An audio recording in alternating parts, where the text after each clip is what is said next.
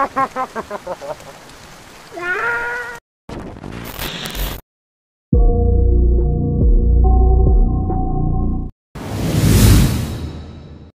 ব্রাহ্মণ। সে হল গল্পের মুখ্য চরিত্র। সে একজন খুবই গরিব এবং অকুলীন ব্রাহ্মণ। সে তার মায়ের সঙ্গে থাকত। বিয়ের খরচ এবং যৌতুক দেওয়ার জন্য পর্যাপ্ত টাকা না থাকার জন্য তার বিবাহ হচ্ছিল না। ভূত ব্রাহ্মণ। আসলে সে হল একটি ভূত যে আসল ব্রাহ্মণের চেহারা ধারণ করে এসেছিল এবং আসল ব্রাহ্মণের অনুপস্থিতিতে তার স্ত্রী এবং মায়ের সঙ্গে তার বাড়িতে থাকতে শুরু করেছিল। ব্রাহ্মণের মা। তিনি হলেন আসল ব্রাহ্মণের মা। তিনি আসল ব্রাহ্মণের সাথেই থাকতেন। ব্রাহ্মণের স্ত্রী। সে হল আসল ব্রাহ্মণের সদ্য বিবাহিতা স্ত্রী। ভূত ব্রাহ্মণ তাদের বাড়িতে এলে সে কোনো সন্দেহ প্রকাশ করেনি। রাজা। তিনি হলেন সেই রাজ্যের রাজা যার কাছে আসল ব্রাহ্মণ বিচারের আশায় গিয়েছিল, কিন্তু তিনি সমস্যার কোনো সমাধান করতে পারেননি। রাখাল রাজা। রাখাল রাজা হল একজন উপস্থিত বুদ্ধিসম্পন্ন রাখাল বালক যে ব্রাহ্মণের সমস্যার সমাধান করেছিল। প্রধানমন্ত্রী বা উজির।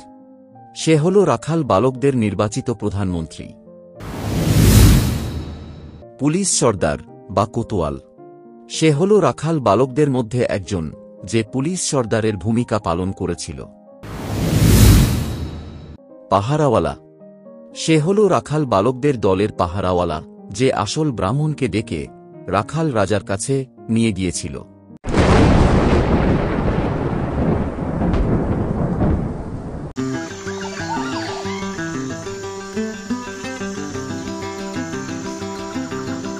বহুদিন আগে একটি গ্রাম ছিল। সেই গ্রামে একজন গরিব ব্রাহ্মণ বাস করত। সে উচ্চবংশজাত বা কুলীন ব্রাহ্মণ ছিল না, তাই তার বিয়ে করাটা খুবই কঠিন হয়ে পড়েছিল। সেই সময় কুলীন ব্রাহ্মণ না হলে তাদের বিয়ে করার জন্য কনের পিতা মাতাকে প্রচুর টাকা যৌতুক হিসাবে দিতে হতো। তাই বিয়ের খরচের জন্য এবং যৌতুকের টাকা জমা করার জন্য সে প্রতিটি বাড়িতে গিয়ে ভিক্ষা করতে লাগল। ধনী মানুষদের তোষামত করতে লাগল। অবশেষে অনেক কষ্ট করার পর সে একদিন যৌতুকের টাকা জোগাড় করে ফেলল। সেই টাকা কনের বাবাকে দিয়ে সে একটি মেয়েকে বিয়ে করে ফেলল। এরপর সে তার স্ত্রীকে তার মায়ের কাছে নিয়ে এলো। মা, আমি আজকেই বিয়ে করলাম, আর এটা হলো তোমার বৌমা। আমাদের আশীর্বাদ করো মা। আমার আশীর্বাদ তোদের সাথেই আছে। তোরা সুখে থাক। এবারে তোরা ঘরের ভেতরে আয়। বিয়ে করার কিছুদিন পরে ব্রাহ্মণ অনুভব করল যে তার কাছে যা টাকা পয়সা ছিল তা প্রায় শেষের পথে। তাই একদিন সে তার মাকে বলল, আমি যা রোজগার করেছিলাম তার সবটাই শেষ হয়ে গেছে, আর এখন তোমাদের ভরণ পোষণ করার সামর্থ্য আমার নেই। তাই আমাকে টাকা রোজগার করার জন্য এখান থেকে অনেক দূরে যেতে হবে। আমি কিছু বছর পর পর্যাপ্ত টাকা রোজগার করে তবেই বাড়ি ফিরে আসব। আমার কাছে যেটুকু অর্থ আছে সেটা আমি তোমাদের দিয়ে যাব। সেই টাকা দিয়ে তোমরা সংসার চালাবে। এই বলে ব্রাহ্মণ তার মা ও স্ত্রীকে বিদায় জানিয়ে সেখান থেকে চলে গেল। সেই সময় একটি ভূত ব্রাহ্মণকে সেখান থেকে চলে যেতে দেখছিল। সে ওই দিন সন্ধ্যা বেলায় অবিকল ব্রাহ্মণের রূপ ধারণ করল।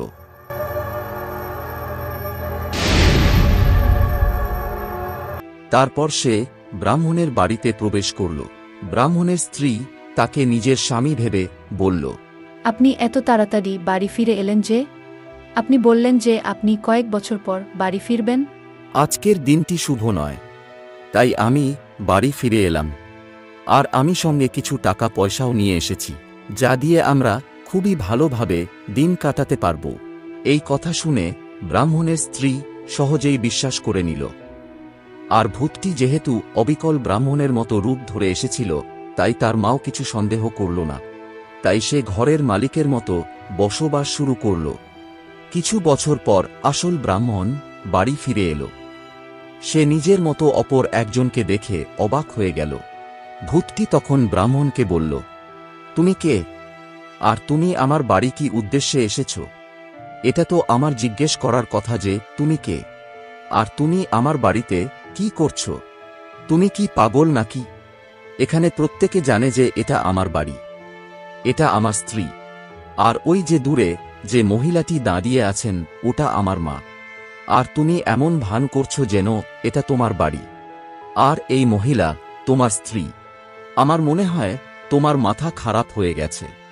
কথা না বাড়িয়ে এখান থেকে চুপচাপ বেরিয়ে যাও। এই বলে ভূতটি ব্রাহ্মণকে বাড়ি থেকে তাড়িয়ে দিল। কি করবে বুঝতে না পেরে ব্রাহ্মণ বিচারের জন্য রাজার কাছে গেল। রাজা ব্রাহ্মণের সব কথা শুনল এবং ভূত ব্রাহ্মণকে ডেকে পাঠাল।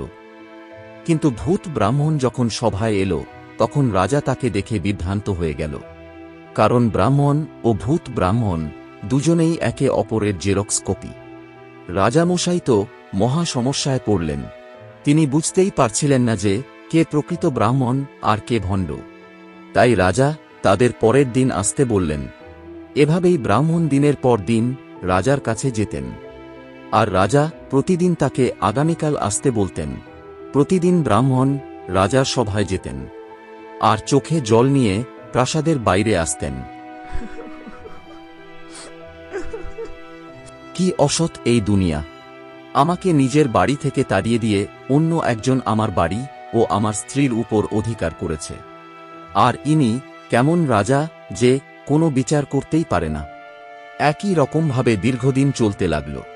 আসল ব্রাহ্মণ প্রতিদিন রাজার সভা থেকে বেরিয়ে আসত, আর শহরের বাইরে এসে প্রতিদিন একটি নির্দিষ্ট জায়গার পাশ দিয়ে পেরিয়ে যেত, যেখানে কিছু রাখাল ছেলে তাদের গরুগুলিকে চড়তে ছেড়ে দিয়ে রাজা রাজা খেলত।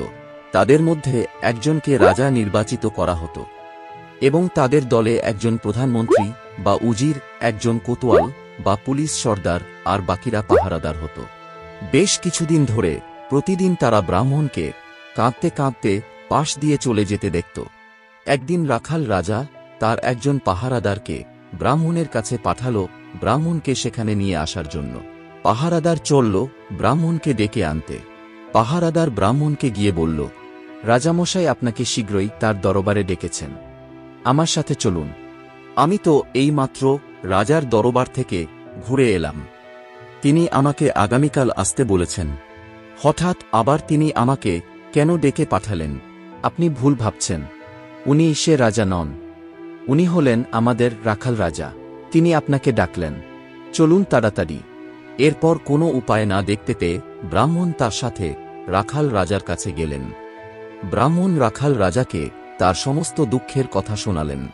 সম্পূর্ণ ঘটনাটি শোনার পর রাখাল রাজা বললেন, আমি আপনার সমস্ত ঘটনাটি বুঝতে পেরেছি। আমি আপনার সমস্ত অধিকার ফিরিয়ে দেব। চিন্তা করবেন না, আপনি শুধু রাজার কাছে গিয়ে অনুমতি নিয়ে আসুন, যেন আমি এটির ফয়সলা করতে পারি। ব্রাহ্মণ সঙ্গে সঙ্গে রাজার কাছে গিয়ে রাজাকে অনুরোধ করলেন যেন এই সমস্যাটির সমাধান রাখাল রাজাকে করতে দেওয়া হয়। রাজামশাই এতটাই হতবুদ্ধি হয়ে গিয়েছিলেন যে তিনি সঙ্গে সঙ্গে অনুমতি প্রদান করলেন। পরের দিন সকালবেলা শুনানির দিন ধার্য করা হল। রাখাল রাজা আগের দিনেই সমস্ত ঘটনাটি ভালোভাবে পর্যবেক্ষণ করে রেখেছিল, তাই সে পরের দিন সঙ্গে করে একটি সরু গলার শিশি নিয়ে এলো। ভূত ও ব্রাহ্মণ দুজনেই সেখানে উপস্থিত হল। আসল ব্রাহ্মণ ও ভূত ব্রাহ্মণের সামনে সেই সরু গলার বোতলটি রাখা হল। এরপর রাখাল রাজা ঘোষণা করল, এই যে বোতলটা দেখতে পাচ্ছেন, এই বোতলটার মধ্যে যে প্রবেশ করতে পারবে তাকেই আসল ব্রাহ্মণ এবং বাড়ির মালিক হিসেবে ধরে নেওয়া হবে। এই কথা শুনে আসল ব্রাহ্মণ রেগে আগুন হয়ে গেল আর বলল, তুমি একজন রাখাল ছেলে, আর তোমার বুদ্ধি পশুপালকদের মতোই। কোনো মানুষ কি এমন একটা ছোট শিশির মধ্যে প্রবেশ করতে পারে? আপনি যদি এটা করতে না পারেন তাহলে আপনি আসল ব্রাহ্মণ হতেই পারেন না। এরপর রাখাল রাজা ভূতের দিকে তাকিয়ে বললেন, এ সম্পর্কে আপনি কি বলেন? যদি আপনি এই বোতলের মধ্যে প্রবেশ করতে পারেন তাহলে বাড়ি, মা ও স্ত্রী সবকিছুই আপনার হবে। এটা শুনে ভূত ব্রাহ্মণ খুবই খুশি হয়ে বলল, আমি অবশ্যই প্রবেশ করতে পারব। এটা বলে ভূত সকলকে চমকে দিয়ে সঙ্গে সঙ্গে একটি ছোট পতঙ্গের মতো প্রাণীতে পরিণত হল আর সেই শিশির মধ্যে প্রবেশ করল। রাখাল রাজা সঙ্গে সঙ্গে শিশির ছিপি বন্ধ করে দিল। ফলে ভূতটি আর শিশির বাইরে বেরিয়ে আসতে পারল না। তখন রাখাল রাজা ব্রাহ্মণকে বলল, এই শিশিটিকে সমুদ্রের তলায় ফেলে দিয়ে আসুন, আর আপনার বাড়ি, স্ত্রী এবং মাকে গ্রহণ করুন। ব্রাহ্মণ রাখাল রাজার কথা মতো সমুদ্রের জলে সেই বোতলটি ফেলে দিয়ে এলো।